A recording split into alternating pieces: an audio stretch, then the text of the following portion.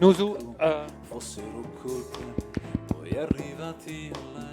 oui, vous nous entendez. Voilà, nous vous invitons à reprendre place, s'il vous plaît, parce que le temps s'écoule. Merci à tous de vous réinstaller si possible. Si vous voulez bien vous réinstaller. On vous interrompt tous un peu. Est-ce que vous pourrez... Merci de vous réinstaller. Je rappelle qu'à midi, dans le hall où est servi le café, il y aura un buffet et un certain nombre de projets seront présentés à travers des corners autour de... Alors ça ne représente pas le plan de la salle, hein, mais il y a 5-6 thèmes qui seront abordés par un certain nombre d'intervenants pour présenter une trentaine d'initiatives, de projets. Et vous êtes invités à venir échanger tout en déjeunant. Et donc on va reprendre cette session. Je vais laisser la place à la directrice adjointe de l'IRT, Sandrine Maubert, qui va introduire la session. Bonjour à toutes et à tous. Donc j'ai l'honneur de vous présenter la séquence formation qui va suivre et qui s'articule autour en fait de 2 axes. Le premier axe, c'est la formation depuis le collège jusqu'au doctorat. Comme nous l'a présenté Madame de Vaujany, l'importance d'attirer et donner envie aux jeunes d'aller vers les sciences, notamment vers la filière scientifique et leur introduire ces notions dès le collège. Et comme vous l'avez pu voir dans les différentes présentations, on a des besoins avec des profils très variés qui vont de l'opérateur au technicien, à l'ingénieur, jusqu'au docteur. Donc la formation du collège jusqu'au post-bac, puis jusqu'au doctorant. Et un deuxième axe, l'axe du local jusqu'à l'international, en passant bien sûr par le national. Voilà, je voulais inviter Jean-Luc Roboux, qui est directeur de l'IUT 1 de l'Université Grenoble, pour répondre à la question de la séance. Quelles compétences pour une électronique durable ?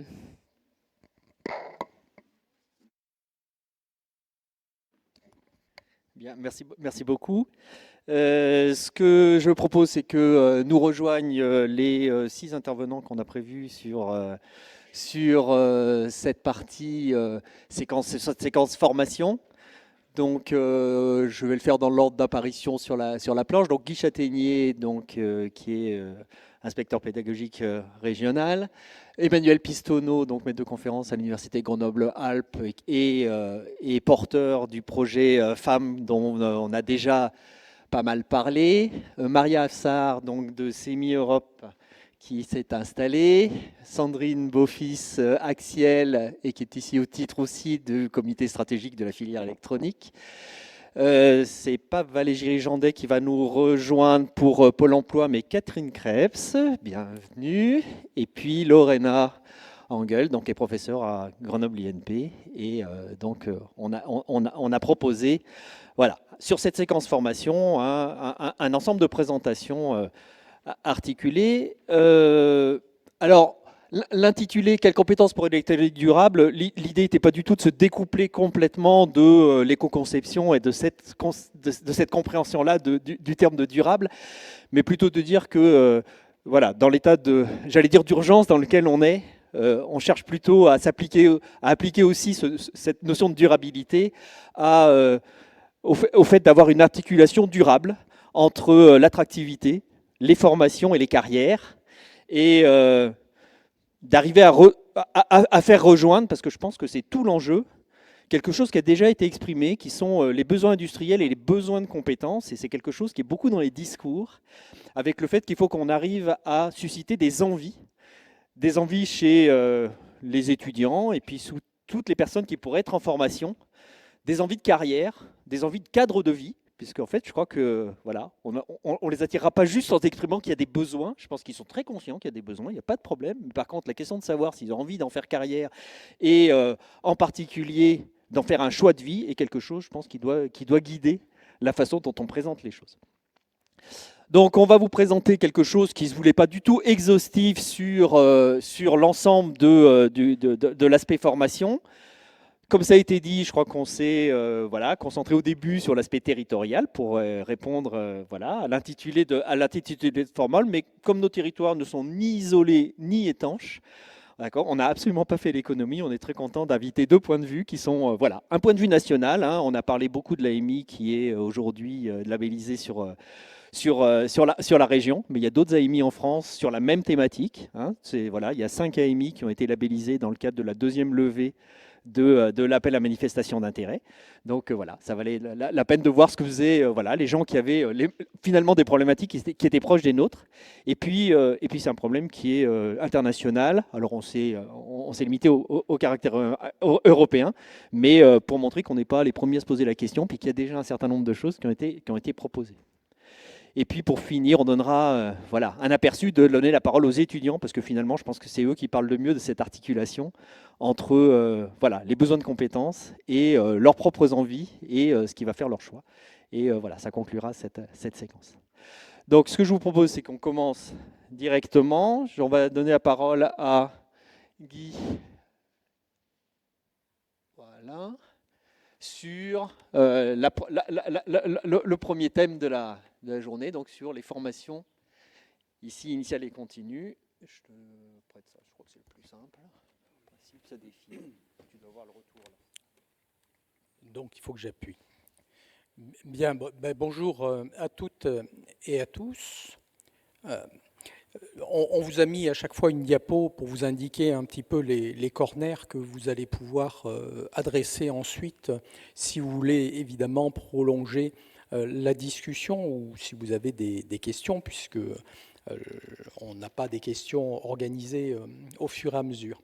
Donc il y aura moi-même et puis Audrey Champel qui est conseillère en formation continue et Émilie Villasquez que vous avez déjà vu, directrice opérationnelle du campus des métiers des qualifications. On a en fait trois choses à adresser dans nos actions, des actions qui sont à court, moyen et long terme, au regard des besoins. On n'y revient pas, c'était la séquence qui précédait. Il faut donc qu'on s'interroge sur les flux, quelle est un petit peu l'architecture aujourd'hui du système de formation, qu'on s'interroge sur des réponses à des besoins qui sont plus identifiés, et puis évidemment la question de l'attractivité qui a été évidemment évoquée déjà tout à l'heure. Sur les flux pérennes, rassurez-vous, on ne va pas détailler l'ensemble de ce graphique-là, mais ce graphique, il vous montre grosso modo que ça va vous paraître évident, mais tous les élèves vont en collège, et après le collège, eh bien, il faut qu'ils choisissent, en fonction de leur goût et de leur aptitude, entre une myriade de parcours qui passent principalement par une seconde, qui peut être une seconde professionnelle ou une seconde générale et technologique.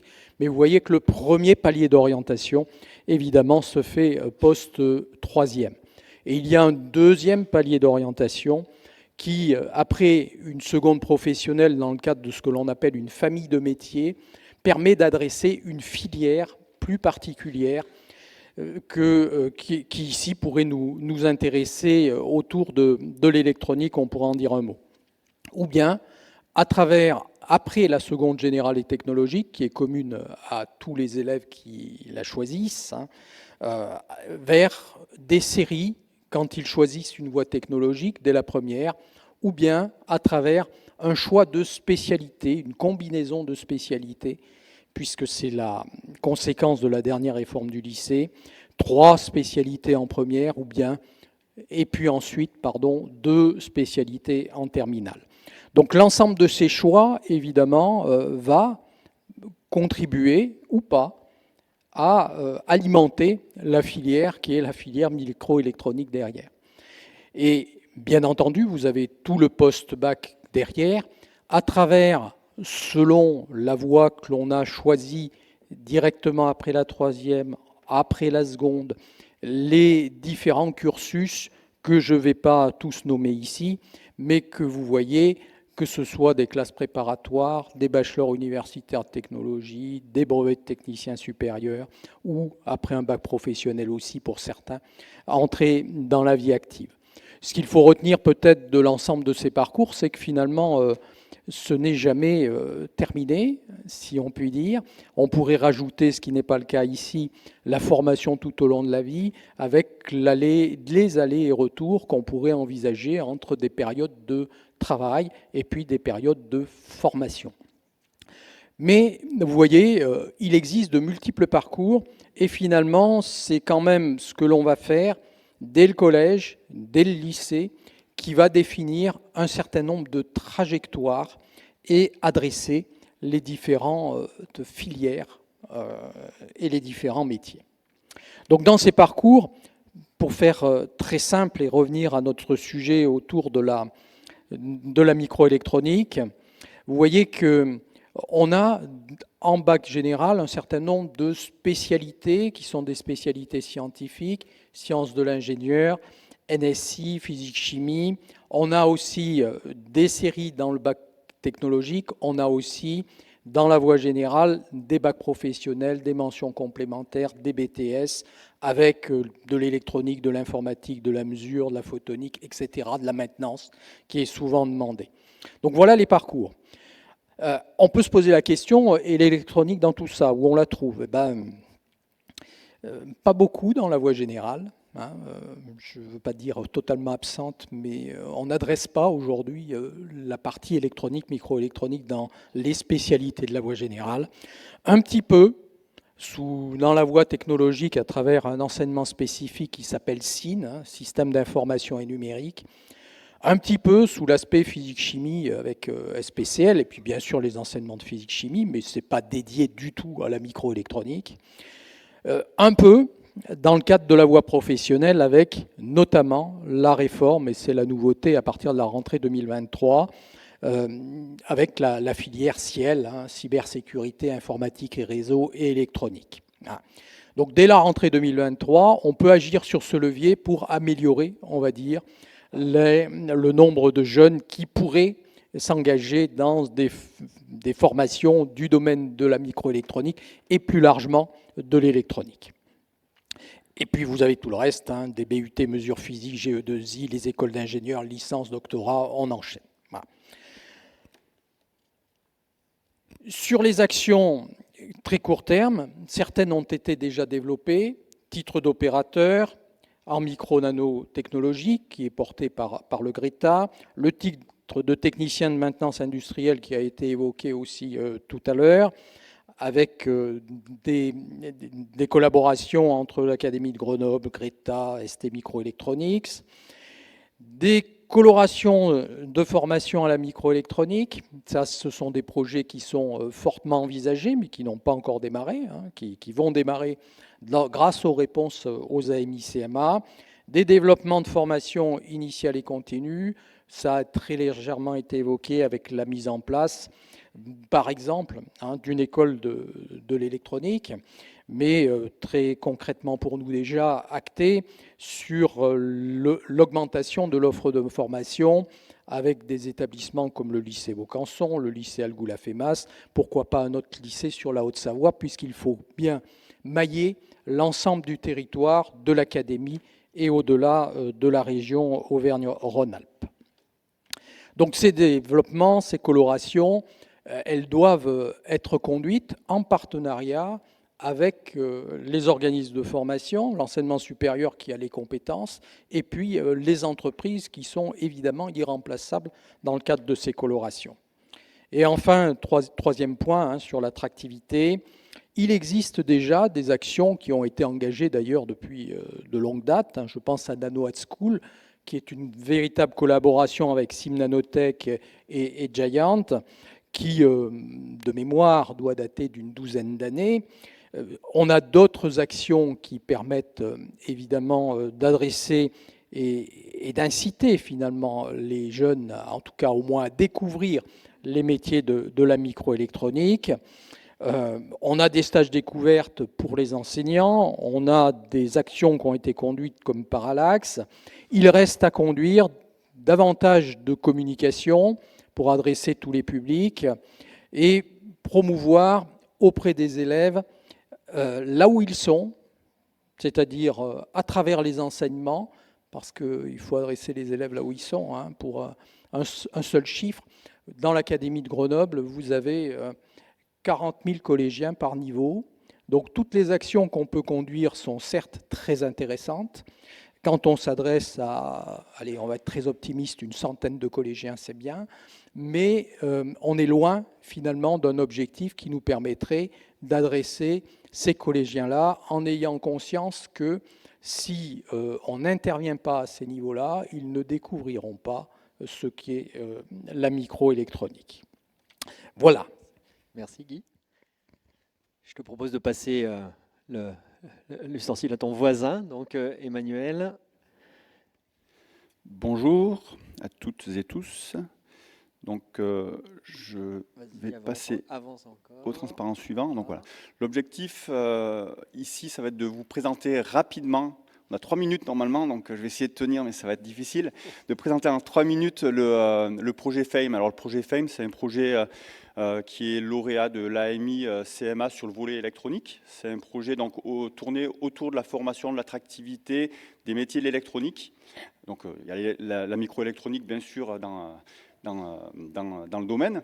Alors, c'est un projet qui s'est construit autour de 3 organismes de formation, le rectorat au travers du CMQ, l'Université Grenoble-Alpes et Grenoble INP, et autour de 6 entreprises donc, qui sont, alors, que je vais nommer ici, Soitec, ST Microélectronique, Schneider Electric, CE Aletti, Dolphin Design et Aledia. Donc, initialement, donc, ce projet, on l'a posé il y a 1 an. L'objectif, c'était de partir d'un constat que vous connaissez tous, on en a déjà parlé largement ce matin.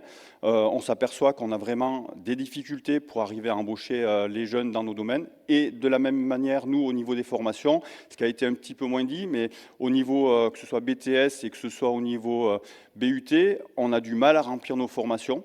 Donc, il faut vraiment qu'on arrive à attirer les jeunes vers nos formations. Donc ça, il faut qu'on le fasse ensemble. Et donc, dans le projet FAME, on va chercher à travailler avec les industriels qui étaient déjà présents et puis ceux qui veulent se joindre à nous pour pouvoir arriver à faire des actions vers les jeunes au niveau de l'attractivité, mais pas uniquement, on va en reparler juste après. Donc l'objectif du projet AMI FAME, ici, ça va être de chercher à proposer des actions, chercher à coordonner des actions entre différents partenaires industriels, académiques et puis d'autres partenaires du territoire, par exemple. Si je vais au niveau des objectifs du projet, donc on a proposé 2 axes. Le premier axe, c'est de chercher à améliorer l'attractivité de la filière électronique. Donc on va essayer de faire des actions. Alors là, c'est les actions, c'est une partie des actions, je ne les ai pas toutes mises. C'est des actions de promotion des métiers de l'électronique. Donc c'est en allant vers différents publics, alors grand public, collège, lycée, enseignement supérieur et puis vers également les acteurs de la formation. Donc l'objectif, c'est d'arriver à montrer l'intérêt des métiers, montrer les différents types de formations qui permettent d'y accéder. Donc pour ça, on a besoin des industriels, on a besoin des acteurs de la formation également. Si on prend juste un exemple, alors on a déjà parlé un petit peu, mais l'objectif serait pareil, par exemple, de chercher à accroître le nombre de stagiaires qui pourraient aller en 3e au sein des entreprises.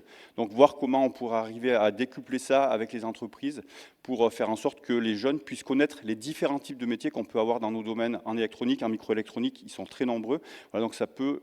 Et stage de 3e, visite d'entreprise, ça c'est des choses qui peuvent se faire voilà, au collège ou au début de lycée. Et on l'a vu tout à l'heure, c'est là où on a vraiment besoin de présenter aux jeunes vraiment ces métiers-là si on veut chercher à pouvoir les attirer par la suite pour leur formation.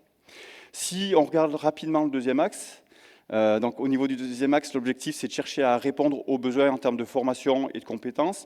Donc là, ici, on va avoir des actions qui vont être menées au sein des différents organismes de formation en lien avec les entreprises. Au niveau bac et BTS, en faisant de la coloration des diplômes qui sont en cours de réforme, comme le disait Guy juste avant.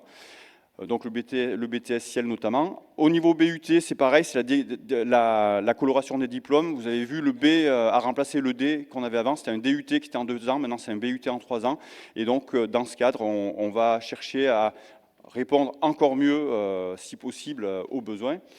Au niveau formation, on va chercher à développer des plateformes pédagogiques également dans le cadre du projet FAME, que ce soit à l'IUT, mais également sur les autres lieux de formation. Au niveau des écoles d'ingénieurs, notamment à FELMA, un des objectifs, ça va être de proposer un développement de plusieurs formations par alternance, de faire de l'adaptation pédagogique également sur les autres écoles. Enfin, donc je vais être rapide, mais donc au niveau du CESUG, donc le CESUG, c'est le centre du spatial à l'université de Grenoble. L'objectif, c'est dans le cadre du projet, c'est de développer une plateforme autour de l'électronique pour le spatial, pour faire d'ailleurs, oui, pour le spatial, pardon. Et l'objectif, au final, c'est de proposer des formations aux jeunes. Hop, je reviens. Enfin, d'ailleurs, il y aura un corner qui sera présenté par le CESUC, normalement, à ce sujet-là. Et puis, enfin, au niveau de la formation continue, l'objectif, ça va être de chercher à faire évoluer les formations déjà existantes. C'est ce qui est déjà en cours au niveau du GRETA, puis on verra ce qui peut se faire au niveau des universités. Je vous remercie. Merci Emmanuel. N'hésitez pas à venir nous rencontrer tout à l'heure si vous le souhaitez. Je transfère l'ustensile. Donc, il nous a semblé, bon, voilà, on a évoqué la difficulté de recrutement, y compris de recruter des étudiants et des stagiaires pour nos formations. Et du coup, il nous semblait que c'était pas complètement hors sujet de faire voilà, intervenir le Pôle emploi qui a cette habitude de favoriser ou d'accompagner les recrutements. Voilà. Oui, bonjour à tous. Donc c'est vrai que depuis ce matin, on a beaucoup parlé de la formation initiale des jeunes dès le collège et comment les sensibiliser à cette filière de la microélectronique, mais on a aussi des demandeurs d'emploi. Aujourd'hui, on est vraiment dans un chômage structurel avec de nombreuses tensions de recrutement sur l'industrie globalement, et plus particulièrement sur la microélectronique, et ça ne va pas aller en s'arrangeant quand on voit tous les besoins de recrutement qui sont affichés. Donc, nous, Pôle emploi, on est là aussi pour proposer notre aide auprès des entreprises pour les aider à recruter à travers différents outils qu'on peut mettre en place facilement. Alors déjà, le premier outil, on a parlé de formation. Oui, nous aussi, on participe à la formation sur le bassin grenoblois. À partir d'un diagnostic territorial, en fait, on achète des places de formation dans des organismes comme le GRETA, comme l'AFPA, notamment sur les formations peut-être moins qualifiées. On n'intervient pas sur les formations d'ingénieurs, mais on intervient sur les opérateurs et sur les techniciens de maintenance. Et donc, l'idée, c'est d'amener des candidats vers cette filière de la microélectronique. Et pour les inviter à aller vers cette filière, en fait, on sait bien qu'aujourd'hui, quand on regarde dans nos fichiers, on n'a pas de technicien de maintenance. Des opérateurs salle blanche, on en a quelques-uns, mais les recruteurs qui sont ici doivent tous les connaître. Et donc, nous, on essaye d'élargir en fait le spectre de recherche de nos candidats à travers des outils qui ont fait leur preuve depuis plusieurs années. C'est notamment la méthode de recrutement par simulation, qui est une méthode en fait qui vise non pas à identifier des compétences techniques, mais qui vise à identifier les aptitudes d'un candidat à aller vers une filière ou un métier. Et donc, à partir de tests qui sont déjà préconstruits ou construits avec les entreprises, on essaye d'identifier les candidats qui sont adaptés pour aller vers cette filière de l'industrie et de la nanotechnologie. Donc, ces tests peuvent être mis en place en amont, soit d'un recrutement, soit d'une formation. Et ensuite, on peut enchaîner sur la mise en place d'une formation d'adaptation au poste en fonction des résultats des candidats pour que la personne soit le plus opérationnelle possible et rapidement, parce qu'on sait que les besoins, ils sont à très court terme. Donc, ça permet de raccourcir les circuits de recrutement. Et donc d'identifier des candidats auxquels vous n'auriez peut-être pas pensé, qui viennent d'autres secteurs d'activité. Par contre, ces actions, elles se mettent forcément en place avec vous puisque on a besoin, nous, de faire la promotion de cette filière, et c'est vous qui avez la légitimité, en fait, pour faire la promotion de cette filière. C'est les entreprises qui parlent de leur secteur, qui parlent de leur poste. Donc, on a vraiment besoin de travailler main dans la main avec toutes les entreprises qui sont présentes. Et pour conclure, on a beaucoup parlé d'attractivité aujourd'hui, mais je pense que ça ne peut pas aller sans la fidélisation, en fait, des candidats, des salariés qui sont dans vos entreprises, et des candidats, des stagiaires qui sont dans des organismes de formation. Et je pense que cette filière de la microélectronique, elle est vraiment, elle offre plein de possibilités d'évolution, plein de possibilités de métiers, et c'est vraiment là-dessus qu'il faut qu'on aille tous ensemble demain et après-demain. Merci beaucoup. Le point de vue national qui avait été évoqué tout à l'heure, donc je vais passer la parole. Merci, bonjour à tous. Donc oui, du point de vue national, il y a un certain nombre de choses qui ont été réalisées, qui sont en cours de réalisation également, et qu'il est important, parce que le territoire grenoblois, le territoire de l'Isère est pas tout seul, de partager ce qui se fait ailleurs pour prendre les bonnes pratiques, et de partager ce que vous faites aussi au niveau des autres territoires, parce qu'on est tous pour travailler ensemble autour de l'électronique afin d'attirer un maximum de jeunes dans nos métiers. Déjà, au point de vue, donc moi je représente, je suis déléguée générale d'Accès Alliance électronique, mais je suis également copilote du groupe de travail compétences et emploi au sein du CSF, donc du comité stratégique de la filière électronique. Et donc à ce titre, on a déjà fait un certain nombre de réalisations, comme une cartographie dynamique qui recense d'une part les formations diplômantes qui mènent au secteur de l'électronique, et d'autre part, alors ça, ce sont des cartographies qui sont à mettre à jour en permanence. On m'a fait voilà, remarquer il y a 2 jours qu'il en manquait entre autres au moins une, mais effectivement, c'est une cartographie, ça vit, il y a des formations qui partent et des formations qui arrivent, donc il faut les mettre à jour, il faut nous faire remonter l'information, voilà, je tiens à le dire. Cette cartographie est disponible sur le site de la filière de l'électronique, donc n'hésitez pas, il y a des choses que vous voyez qui ne sont pas normales, et en termes d'étudiants et en termes de formation, on est là pour évidemment donner la meilleure information à nos jeunes et à leurs parents s'ils veulent connaître notre secteur. Ça a été largement évoqué aussi, les nouveaux diplômes nationaux, donc CIEL, Bac Pro et BTS CIEL, cybersécurité informatique et réseau électronique. Il y a, donc on dit nouveaux diplômes, il y en a 2 au niveau Bac Pro, puisqu'il y a 2 options, et 2 au niveau BTS. Je ne vais pas redire ce qui a été dit sur ce diplôme, simplement il y a un certain nombre de supports de communication qui ont été développés par l'UMM et par l'Éducation nationale et qui sont à votre disposition. Si vous souhaitez, je peux me faire le relais pour vous les données. Il y a des affiches, des flyers, il y a une vidéo, il y a des bannières, il y a des propositions de posts sur les réseaux sociaux, il y a des courriers également. Donc il y a vraiment beaucoup de choses pour faire connaître au maximum ce diplôme. Et puis il y a un fichier, un annuaire régional pour identifier les besoins dans chaque région, qui est aussi très important, puisque ça va permettre de savoir quelles régions au pluriel bien évidemment sont prépondérantes pour ce diplôme-là, pour ces diplômes, et donc pouvoir développer et les enseignants et le matériel dans ces régions-là. Donc il est très important, je le dis pour les industriels qui sont là, d'aller remplir ce fichier. Encore une fois, venez me voir si vous voulez savoir où est-ce qu'il est, parce que je peux vous donner le lien. On parlait aussi des projets d'AMI-CMA, on a parlé largement du projet FEM, donc je ne vais pas en reparler, mais il y a d'autres projets au niveau national et territoriaux qui ont été déposés.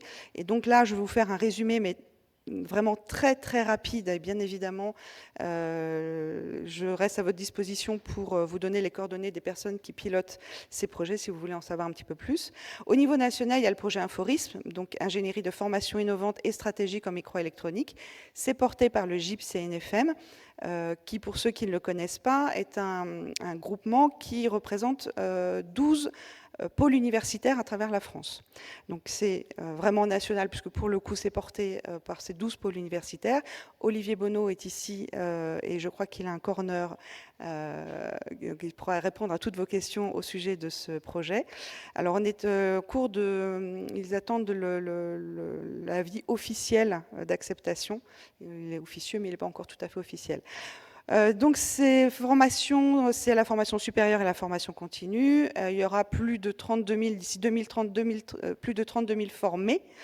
Au niveau des travaux, l'objectif, c'est évidemment de répondre aux besoins d'une stratégie d'accélération de la formation initiale, continue ou en alternance pour la filière électronique. Et pour ça, c'est bâti sur le développement d'un certain nombre de formations, comme la sécurité numérique, l'évaluation et tests industriels et compatibilité électromagnétique, les procédés technologiques avancées de fabrication et composants en circuit, plateforme nationale, bref, vous savez lire, je ne vais pas tout vous donner, mais Olivier, encore une fois, est là pour répondre un petit peu plus à ces questions. En Nouvelle-Aquitaine, il y a le projet CAP-ELENA, donc compétences et aptitudes pour 2030 en électronique en Nouvelle-Aquitaine. Donc là, c'est pareil, formation supérieure, bac pro, BTS jusqu'au master et école d'ingénieur, et puis évidemment de la formation continue. Ce projet est porté par l'Université de Bordeaux. Plus de 13 000 apprenants, apprenants formés d'ici à 2030. Et puis, l'objectif, c'est d'adapter l'offre de formation et de renforcer l'attractivité de la filière, bien évidemment. Créer un observatoire du besoin des métiers, Quelle surprise bien évidemment, mais c'est aussi un gros souci en Nouvelle-Aquitaine, pour le coup. Développer la formation par alternance, investir dans les infrastructures, les équipements et les ressources humaines, bien évidemment, et développer, transformer, rendre plus visible l'offre de formation continue. En Bretagne, il y a 2 projets. Le projet ESLAP, qui est électronique, souveraineté, logistique et achat public, qui est porté par le campus Esprit de Redon, qui vise à mettre en place des équipements indispensables aux actions de formation, bien évidemment, lancer des nouvelles formations dans le domaine de l'électronique, de la logistique sécurisée et des achats publics, et d'organiser les visites dans les lycées et les UIT pour améliorer l'image et l'attractivité. On est en plein cœur du sujet. Il y a également le projet ESOS, qui est l'électronique soutenable, ouverte et souveraine, qui est porté par l'INSA Rennes. Donc là, les métiers visés, c'est technicien, ingénieur et docteur en électronique. Et puis, les grands travaux, c'est parler de soutenabilité, donc mettre en place des méthodes permettant une économie circulaire, la souveraineté pour former les professionnels qui assureront la souveraineté de la France sur son électronique, l'ouverture pour contribuer à l'expansion de la communauté du open source hardware, et puis la formation, donc formation de collégiens et de lycéens à l'électronique soutenable, d'enseignants bien évidemment, les étudiants en licence, en BUT, en master, les élèves ingénieurs, et puis les apprentis et les professionnels. En Normandie, il y a le projet FOREP, FOREP-V, qui est formé à l'électronique de puissance des véhicules électriques, qui est porté en majorité par la filière aussi, donc c'est en partenariat avec la filière automobile, électronique et automobile. Et là, les grands travaux visés, c'est évidemment réussir la transition énergétique et digitale en termes électroniques et automobiles, adapter les compétences aux nouvelles technologies, développer les formations professionnalisantes et les offres d'accompagnement, faire évoluer en formation existante et les certifications, et développer une offre de formation supérieure. Et puis, donc ces projets ont été acceptés. En Pays de Loire, le projet TIEP vient, lui, juste d'être déposé. Donc, on n'a pas encore le résultat de ce projet, mais il est aussi très intéressant. C'est sur les transitions industrielles de l'électronique professionnelle. Le but, c'est de renforcer les compétences autour de l'industrialisation des systèmes électroniques, s'inscrire dans la dynamique régionale du tissu industriel, on est en Pays de Loire, construire une offre de formation adaptée à des besoins identifiés en formation initiale, former les formateurs, on en revient toujours au même, et puis travailler sur les équipements mutualisés et l'attractivité. Ça, c'était pour les AMI CMA. Mais on a fait d'autres choses. On a développé aussi un Zoom au NICEP, donc en partenariat avec le NICEP, sur les métiers de l'électronique et de la photonique. Donc ce Zoom, il est important parce qu'il est distribué auprès des collégiens, des lycéens, que ce soit en voie générale ou technologique et professionnelle. Et donc les familles en ont connaissance. Les équipes éducatives également. Et ils sont diffusés en 15 000 exemplaires dans les collèges et les lycées. Ils sont diffusés auprès des professionnels de l'orientation, au niveau de la presse également, que ce soit la presse de l'éducation, de la jeunesse ou la presse généraliste, dans les salons de l'éducation auxquels participe l'ONICEP et sur le site de l'ONICEP. Et pour information, j'en ai quelques exemplaires également si vous souhaitez les voir lorsque vous pourrez venir me voir sur le corner que j'anime tout à l'heure aussi avec Xavier Lemoine, pour que vous puissiez le voir. À l'intérieur, on va retrouver une partie secteur avec des questions-réponses sur l'emploi, autour de l'électronique, une partie métier avec des portraits de jeunes hommes et de jeunes femmes professionnels de l'électronique, et une partie formation avec des questions-réponses sur les formations du secteur. Et enfin, je termine par notre kit Smart électronique, que je vous ferai découvrir si vous le souhaitez tout à l'heure sur un corner. Donc kit qui a été développé pour parler aux jeunes avec des éléments de langage qui intéressent les jeunes, et avec des vidéos d'une minute 30 max et de 15 secondes minimum, pour parler de sujets qui vraiment sont au cœur de leur problématique. Donc on met en avant au travers de 6 thèmes, il y a 18 métiers, il y a les formations qui vont avec. C'est assez facile pour les jeunes d'y aller tout seuls et de regarder ces formations, et de regarder ces vidéos, et vraiment de suivre un projet en tête en termes de communication. On peut raconter une petite histoire. Comment est-ce que Kevin en France parle avec sa cousine Sally aux États-Unis de manière instantanée. Voilà, on explique comment c'est possible, quelle entreprise le fait, et puis quels métiers du coup sont développés, 3 types de métiers avec 3 postes différents, et les formations qui sont venues avec. Donc c'est assez facile, et pour le jeune d'aller tout seul regarder ces vidéos, et pour les enseignants, parce que le but il est quand même d'aller dans les collèges et d'aller dans les lycées pour aller développer ce kit, leur montrer ce que c'est que l'électronique, et c'est développé entre 30 minutes et 90 minutes, il y a tous les éléments de langage pour ça, pour discuter avec les jeunes et leur faire prendre conscience que l'électronique, ça existe. Voilà. Merci à tous. Merci beaucoup. Je propose de faire ça. On va poursuivre avec le point de vue européen. Donc, Maria. Merci. Bonjour à tous. On m'entend ? Oui. Pardon. Bonjour à tous. Merci de m'avoir invité. Donc, moi, je viens sur un projet, enfin, un point de vue plutôt, européen. Donc, je viens de CEMI Europe, tout droit de Bruxelles. Donc, je vais vous expliquer ce qu'on fait.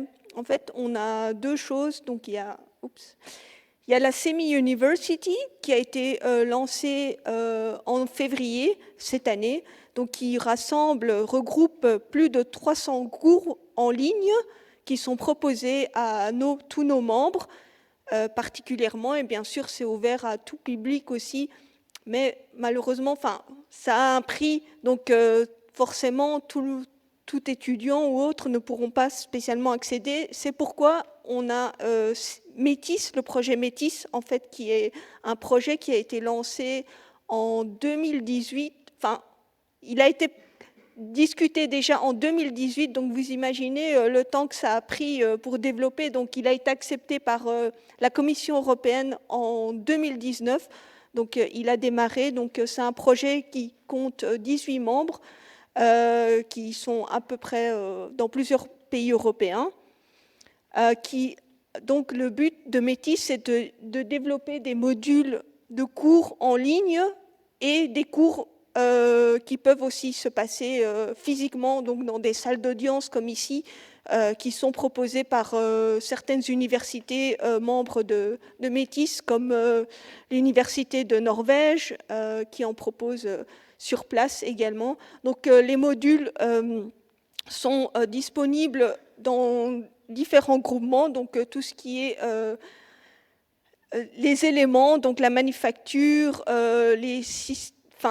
j'essaye de traduire, mais voilà, je suppose que vous comprenez. Donc tous ces modules et cours sont divisés dans plusieurs secteurs.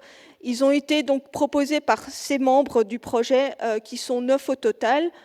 Pour l'instant, donc on essaye de pousser et en avoir parmi d'autres, donc notamment des partenaires externes comme Synopsis France, en fait, qui nous a contactés il y a à peu près 3 semaines et qui vont mettre à disponibilité de Métis. Donc bientôt, ce sera en ligne des cours en ligne gratuits qui pourront être accédés par tout le monde, en fait, quel que soit, comme je vais l'expliquer maintenant. Non, attendez. En fait, les cours sont basés sur plusieurs niveaux européens. C'est dans la slide juste après. Mais ici, je vous présente donc le QR code, en fait, là, que vous pouvez scanner et vous allez accéder directement à la page des cours en ligne que Métis propose. Et pour cela, pour expliquer plus et témoigner là-dessus, on organise un webinar le 22 mai. Donc, je vous invite tous à joindre ce webinar, à écouter les témoignages qui seront expliqués. Enfin, on va présenter en fait tout le catalogue sera présenté par les différents membres qui participent. Donc, on aura des témoignages. Il y aura des étudiants également, des formateurs qui seront présents lors de ce webinaire. Donc, ce sera un event assez intéressant qui voilà, pourra peut-être répondre à certaines de vos questions qui sont en suspens pour l'instant. Donc ici, la procédure des cours, donc tout se trouve sur le site Métis. Donc il y a une sélection de cours qui sont disponibles, comme je l'ai dit, selon des niveaux européens. Donc ça part de l'école secondaire, enfin je ne sais pas, en France on dit collège ou lycée, voilà, c'est ça, jusqu'à le niveau master. Donc ça part du niveau 4 au niveau 7. Donc là, c'est expliqué donc, sur la page Métis, tout est expliqué et vous pouvez... donc, toute personne qui est susceptible d'être intéressée peut bien sûr participer. On n'est pas une université malheureusement et on ne peut pas offrir ou donner un diplôme après ces cours-là qui sont... Voilà, si vous participez à un cours, malheureusement, ce n'est pas de notre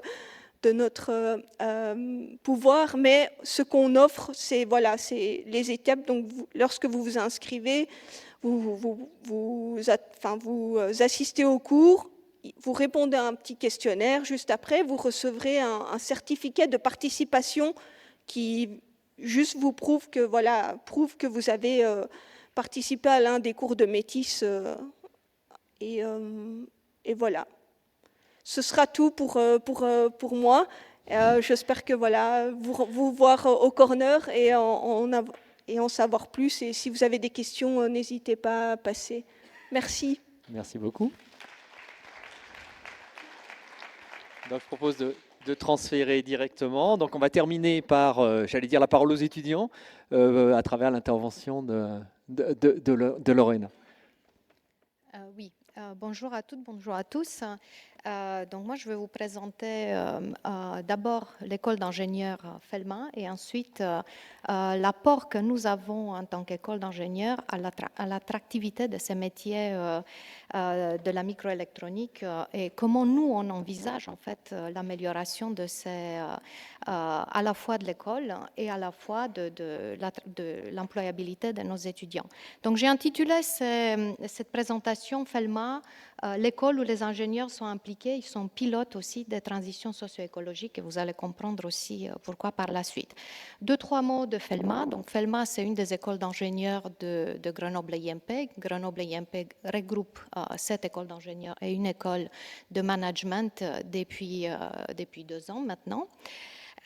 Mais plus particulièrement, l'école Felma, c'est l'école de la diversité scientifique et technique, puisque nous adressons nos étudiants, on forme 1600 étudiants, on a 1600 étudiants dans les murs, à peu près 400 par an, on va dire, et on les forme sur ces secteurs d'activité. Donc on voit bien, on couvre de la microélectronique, nanotechnologie, donc là où on leur enseigne les composants, les devices, les capteurs, les MEMS, les systèmes embarqués, les IoT, et puis les processeurs, et puis tout le reste. Nous les formons également aux technologies de l'information, comment tous ces systèmes microélectroniques peuvent répondre à des besoins en technologie d'information. Un certain nombre d'entre eux choisissent aussi l'ingénierie médicale, puisqu'on propose aussi des cursus pour leur apprendre comment créer les chips à ADN ou les implants médicaux, biomédicaux, et puis ça les intéresse énormément. Certains choisissent la filière de l'énergie nucléaire et renouvelable, parce que c'est quelque chose qui attire énormément en ce moment, ou les matériaux innovants, ou encore les développements durables. Donc le développement durable, c'est l'éco-conception, ou bien aussi les capteurs pour le monitoring et la surveillance de l'environnement, de l'eau, et puis tous ces paramètres qui nous intéressent énormément aujourd'hui.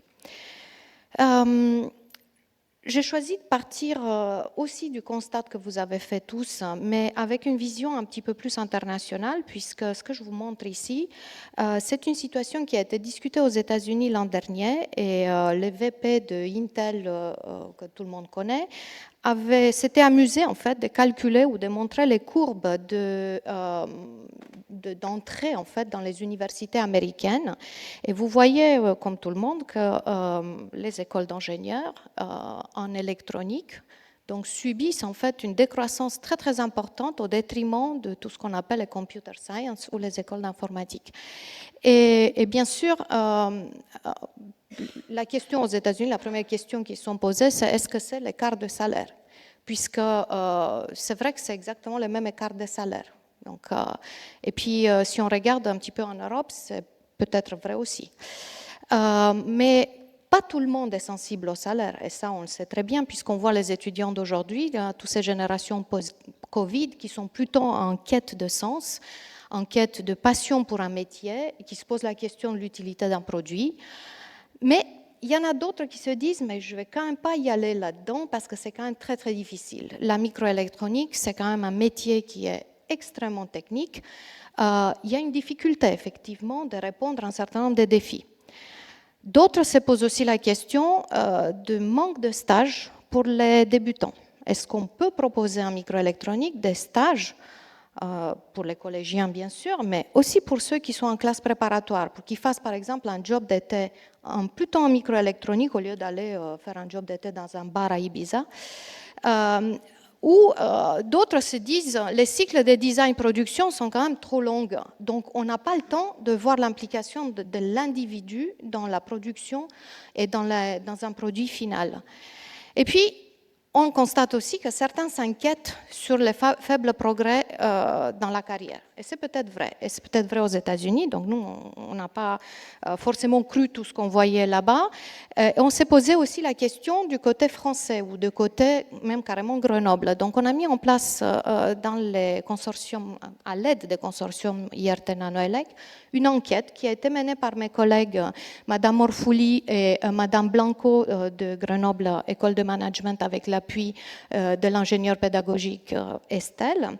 Et cette enquête, en fait, a touché un nombre très, très important des étudiants, principalement des écoles d'ingénieurs à Grenoble, mais avec 89 qui viennent de l'international. Et ces 89 qui viennent de l'international viennent des filières ou des écoles de même niveau de réputation que la nôtre. Donc, EPFL, Polytechnico de Turin et l'école polytechnique en Grèce. Et puis, c'était assez impressionnant. Je ne vais pas vous montrer toute l'enquête parce que certains, vous l'avez vu parce que vous avez travaillé avec nous durant les ateliers. Mais vous pouvez aussi venir nous voir au corner, on vous donnera l'ensemble des données. Ce qui est intéressant, c'est qu'en fait, il y a énormément de dissonances qui ressortent, énormément de paradoxes entre les étudiants français et les étudiants internationaux, et aussi ce sont des choses qui nous ont donné énormément de travail, où ils nous ont posé un certain nombre de défis. Donc ce que vous voyez, c'est par exemple, si on leur demande est-ce qu'ils connaissent la technologie de l'information ou l'électronique, on se rend compte majoritairement en France, ils ne connaissent pas. Ils ne savent pas ce que c'est avant d'arriver à l'école. Bien sûr, nous, quand ils arrivent dans les écoles d'ingénieurs, on s'en occupe. Mais avant, on part sur un décalage qui est assez important. Ils ne connaissent pas non plus les métiers. Ils ne savent pas ce que ça veut dire la microélectronique. Donc, majoritairement en France, un petit peu mieux à l'étranger quand même. Et puis, quand on leur demande à quoi sert la microélectronique, mais voilà les réponses. Donc, on s'aperçoit qu'ils savent très bien que la microélectronique est dans les gadgets, mais qu'il n'y en a pas un qui sache que c'est aussi dans les dispositifs, dans les implants biomédicaux ou dans les voitures autonomes. Et là, on se rend compte quand même qu'un étudiant, il sait très bien ce que ça veut dire Tesla ou SpaceX, mais quand on leur pose la question qu'est-ce que ça fait Dolphin, je suis désolée de prendre un exemple grenoblois, je vais en prendre un autre, Texas Instruments ou NXP, ils ne savent pas. Donc, c'est quand même inquiétant. Ensuite, on leur demande, une fois que les études soient finies, est-ce que vous voulez aller travailler dans la microélectronique par la suite? Et voilà les réponses. Et puis, quand on leur demande où est-ce qu'ils veulent aller, quel type d'entreprise ils veulent aller intégrer, en France, ils veulent aller plutôt dans les startups et dans des grands groupes, et à l'international, ils sont plutôt attirés par les valeurs des entreprises, secteur d'activité et mission. Eh bien, tous ces constats et toute cette enquête qui est beaucoup plus étendue que cela nous donne un certain nombre des constats que vous voyez ici. Effectivement, on essaie de les former au mieux au métier, au profil. Ils souhaitent exercer les métiers en conception, en hardware ou en software. Ils savent exactement quels soft skills on attend d'eux. Ils savent très bien que c'est le travail en équipe qui compte, la capacité de lier théorie pratique, résoudre des problèmes complexes, curiosité, adaptabilité, etc. Qu'est-ce qui les motive pour rejoindre le secteur de l'électronique ou de la microélectronique? C'est que c'est un secteur révolutionnaire, ça, on est d'accord là-dessous. Il y a une grande diversité d'emplois, beaucoup de domaines d'application, une bonne rémunération, sans blague, on retombe quand même sur les bases. Il y a un fort impact sociétal, mais ils souhaitent que ce domaine devienne beaucoup plus durable et soutenable. Et qu'est-ce qui ne les démotive pas? C'est principalement la difficulté de l'électronique, la microélectronique, les missions difficiles qui sont chronophages, qui sont longues, ne pas être en contact avec les produits finaux et encore les considérations éthiques et environnementales. Et dans l'avenir, et ça c'est une bonne nouvelle, ceux qui ne viennent pas faire la microélectronique, c'est ceux qui n'aiment pas. Donc ça veut dire que ceux qui viennent, enfin ça ne veut pas dire forcément que ceux qui viennent sont passionnés, mais on espère que c'est le cas. Donc pour leur future recherche d'emploi, la taille d'entreprise compte, et ça, et la mission aussi, et la valeur aussi de l'entreprise et du secteur d'activité. Donc il faut partir sur ces constats qui est très très important. Et de ces constats, à l'aide du consortium IRT Nanoelec, vous avez été sollicité et on vous remercie beaucoup, nous avons lancé un certain nombre de thèmes qui ont fait un débat très très intéressant autour des valeurs d'entreprise, technologie complexe, utilité sociétale de la technologie et de ses applications. Vous voyez ici les questions que nous avons posées au consortium. Et le consortium nous a aidés avec une restitution très très intéressante des idées. Donc là, vous les voyez ici. Hein. Donc, les idées phares qu'on a retenues, c'est qu'il faut mettre en place un certain nombre de formations qui privilégient un apprentissage par expérience sur un cas concret, avec des inclusions de thématiques fortes autour du développement durable. Et puis, effectivement, la communication concrète, travailler avec tous les prescripteurs, influenceurs, par médias ciblés. Et j'ai vu aujourd'hui un retour qui a été fait sur la table ronde précédente qui va dans ce sens-là. Mais encore une fois, on se rappelle que les étudiants aiment savoir toute la chaîne de valeur d'un produit parce qu'in fine, c'est ça qu'ils connaissent à la fin, les produits. Et Nintendo, par exemple, encore une fois, ça leur parle plus qu'un design, par exemple. Et nous avons fait les mêmes travaux, cette fois-ci avec les étudiants à l'école à Felma. Et ces étudiants, on les a fait travailler à la fois sur la valeur des entreprises et le travail du futur. Et les deux idées phares qui ressortent, c'est qu'effectivement, il faut mettre en avant la valeur ajoutée d'un produit comparé cette fois-ci à son impact environnemental. En fait, ils veulent savoir qu'un produit il est très très bien pour telle ou telle application, mais est-ce qu'en contrepartie, les dommages qu'on fait sur l'écologie, sur l'écosystème, n'est pas plus important que la valeur ajoutée? Donc ça les intéresse énormément. Et ils veulent aussi qu'on mette en place un plan pluriannuel chiffré et transparent, qu'on mette en place en tant qu'entreprise, j'entends bien, pour la dynamique, qui démontre la dynamique d'entreprise dans les durables. Ça, c'est quelque chose qui leur tient à cœur. Et ils nous expliquent qu'en faisant ce type d'action par les industriels, il y a une augmentation de l'attractivité par la prise en conscience des enjeux RSE par les entreprises. Lorsqu'on les questionne sur l'utilité du métier d'ingénieur en microélectronique, on a des réponses qui sont très intéressantes où ce qui ressort le plus, c'est qu'ils aimeraient bien ils vont aller plus facilement vers des entreprises qui ont un management à multiniveau, un management participatif, ça c'est quelque chose qui leur plaît, et que l'ingénieur doit agir non seulement en expert technique et scientifique, mais également il doit être en maîtrise de la dimension environnementale Et ils se proposent même, ils iraient jusqu'à proposer aux entreprises d'accompagner chaque projet, par exemple, par un cahier de charges environnemental. Et puis, vous voyez d'autres idées qui sont très, très intéressantes, comme par exemple, travailler avec l'humain avant tout à l'intérieur des entreprises. Donc, je vous passerai ces transparents pour plus de détails, bien évidemment, si vous souhaitez. Alors, au niveau de l'attractivité de la formation, la question qu'on leur a posée, c'est qu'est-ce que c'est la formation en microélectronique idéale? Qu'est-ce qui ferait de vous, qu'est-ce que ça vous plairait de voir dans la formation en microélectronique? Alors, ce qui sort le plus, c'est une revue partielle des programmes des filières pour intégrer de façon claire un peu plus d'informatique, vu que les métiers changent en ce moment. Inclure l'impact des DRSE des produits dans chaque matière, en plus des objectifs techniques, ça c'est une demande qui est évidente. Et puis aussi communiquer sur nos filières ou sur nos métiers au plus tôt possible. Donc ça, au moins, on retombe à peu près en phase avec la conclusion de l'atelier qui a été fait avec les professionnels. Et donc, ils pensent qu'il y a besoin de compétences renforcées en DRSE, donner du sens au métier, augmenter la motivation, et ça va forcément induire à une amélioration de la visibilité. Nous, à Felma et puis à Grenoble et IMP, on n'a pas forcément attendu le retour de cet atelier qui a eu lieu la semaine dernière. On avait pris un petit peu le devant parce qu'on avait un certain nombre de signaux faibles depuis un certain nombre d'années.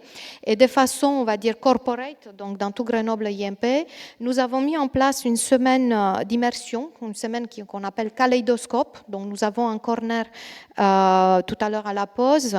La vice-présidente de formation et de la vie étudiante, Madame Christine Chira, avait pris en main ces affaires-là. Et donc, l'idée, c'est de proposer à tous les étudiants de la deuxième année du cycle d'ingénieur, c'est-à-dire une année avant la fin, de venir participer à des enseignements et des activités entre tous les élèves de Grenoble et IMP, histoire qu'ils soient vraiment en immersion de toutes disciplines confondues, et qui soient face à des enseignements transverses, ensemble avec les laboratoires de recherche, la Design Factory des associations étudiantes, et ils ont travaillé sur ces thèmes.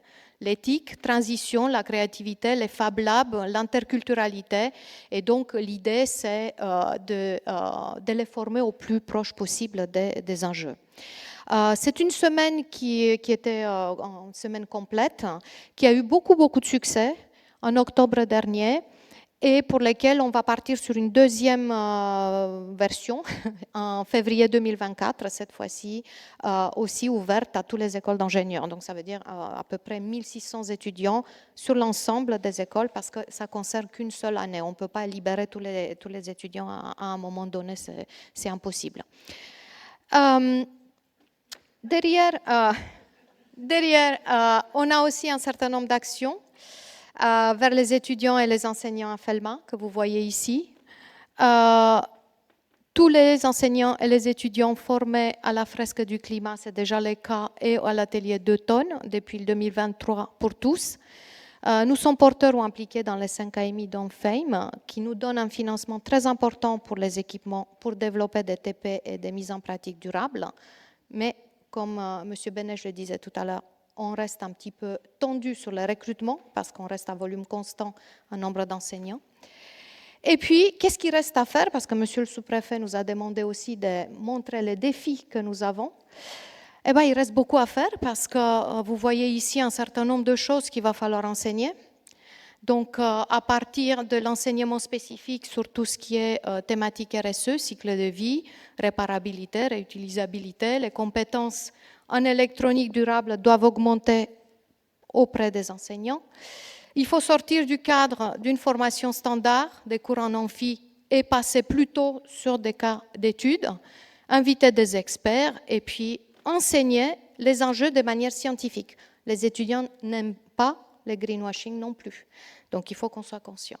Et mon dernier transparent, en fait, il n'y a pas que les enjeux, parce que nous voulons rester une formation d'ingénieurs qui est très forte. On est conscient, on est des enseignants-chercheurs tous. On est conscient que la microélectronique n'attend pas qu'on fasse des choses. Il y a énormément de nouvelles directions, par exemple les calculs neuronaux, les quantiques, les interconnexions photoniques, la science des matériaux, tout ça, il faut quand même qu'on continue à être à la pointe. Et donc, c'est une espèce de quadrature du cercle, mais ce sont nos défis de rester à la fois très fort au niveau technique, tout en intégrant les aspects durables. Merci bien. Merci. Donc,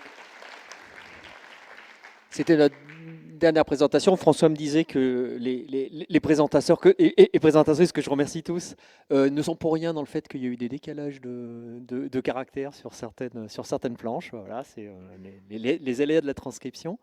J'avais prévu simplement pour conclure, vous rappeler qu'il y a toute une série de corners qui sont dédiés aux AMI, dont certaines dont on n'a pas encore parlé parce qu'elles sont en cours de dépôt ou en projet de dépôt.